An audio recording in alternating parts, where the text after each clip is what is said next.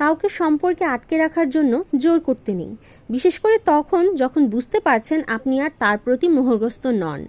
এই সময় সম্পর্কের মৃত সময়। ভাবছেন এইভাবে থাকলে হয়তো অপরজন কষ্ট কম পাবে, কিন্তু বিশ্বাস করেন এর চেয়ে লক্ষ কোটি গুণ বেশি কষ্ট সামনের মানুষটা পায় যখন সে অনুভব করতে পারে কোনো কিছুই আসলে আর আগের মতো নেই।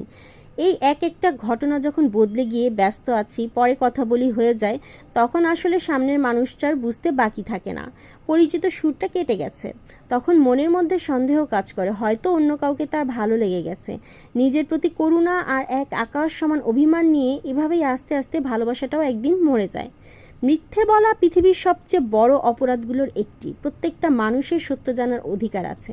জানি হারানোর ভয়, কষ্ট দেবার ভয় কিংবা নিতান্তই নিজের পরিচিত রূপ থেকে বের হয়ে আসার ভয়ে আমরা প্রত্যেকেই সত্যি বলতে পারি না, কিন্তু মরে যাওয়া সম্পর্কে পানি দেবার চেয়ে বলে দেওয়াই ভালো। মানুষটার হাত ধরে শক্ত করে জড়িয়ে ধরে সত্যিটা বলুন। মানুষটা হয়তো বিরাট একটা ধাক্কা খাবে, প্রতি মুহূর্তে তৃষ্ণায় মরবে না। প্রতি মুহূর্তে আত্মার মৃত্যু সহ্য করার ক্ষমতা সবাই নিয়ে জন্মায়নি, এত ক্ষমতা আল্লাহ সবাইকে দেন নাই।